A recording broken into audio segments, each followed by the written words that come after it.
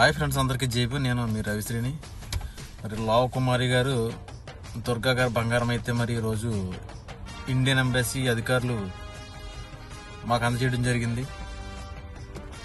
ఏదైతే మనం పోరాటం చేశామో ఈ పోరాటంలో భాగంగానే బాధిత కుటుంబాలకు అందాలనేసి ఇండియన్ ఎంబసీ వారు మనకు అందజేయడం జరిగింది. ఈరోజు నేను రాజ్ కుమార్ వెళ్ళాము, ఫోన్ చేశారు, రమ్మన్నారు.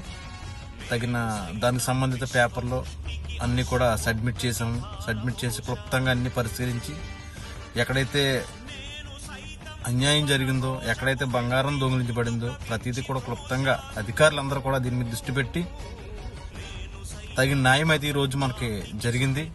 ఖచ్చితంగా జరిగిందని చెప్పుకోవాలి మనం. ఆ బంగారం మొన్న ఒక వీడియోలో నేను చూసాను. జీలకర్ర మురళి అనే వ్యక్తి, ఈ దొంగ ఏమన్నాడంటే, ఎంబసీ అధికారులు నాకు ఇచ్చారు, వాళ్ళ కుటుంబాలకు అని చెప్పి. తప్పు, అది చాలా తప్పు. ఎంబసీ అధికారులకి ఇతను అప్పచెప్పాడు.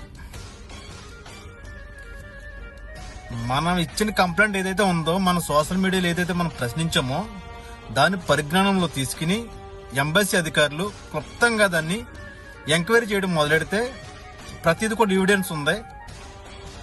ప్రతిది కూడా ఎవిడెన్స్తో అతనికి ఫోన్ చేసి అడిగితే నా దగ్గర ఉందని చెప్పి పట్టుకొచ్చి అక్కడ సబ్మిట్ చేయడం జరిగింది. లేదు అన్నది ఎలా సబ్మిట్ చేశాడు అతను మనం గమనించాలి.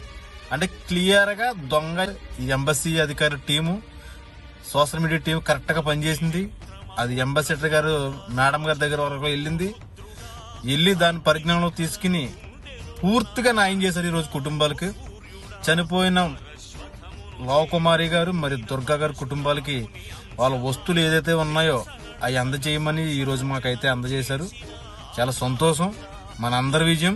అధికారులు చాలా కష్టపడి ఇందులో పనిచేశారు. ఇంకోటి ఏంటంటే అవేర్నెస్.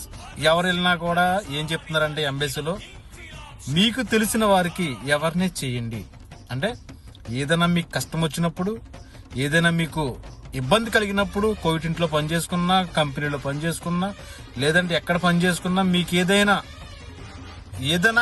ఎనీ హెల్ప్, అంటే మన ఇండియా వెళ్ళడానికి కానీ, లేదంటే గల్ఫ్ కార్మికులు ఎవరైతే ఉన్నారో ఏ కష్టం వచ్చినా కానీ మీరు మొట్టమొదటికి వెళ్ళవలసిన ప్లేస్ ఏదైనా ఉందంటే అది ఖచ్చితంగా ఎంబసీ అని నేను బల్లగుద్ది చెప్తాను.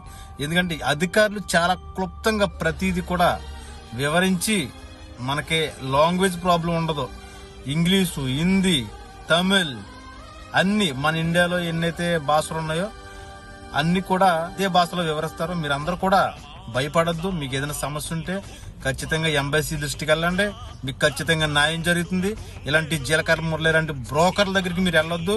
అలాంటి వ్యక్తులకు మీరు ఫోనే చేయొద్దు. దొంగలకు ప్రోత్సాహం చేయొద్దు. ఇప్పటికైనా మనం నిజం తెలుసుకుందాం.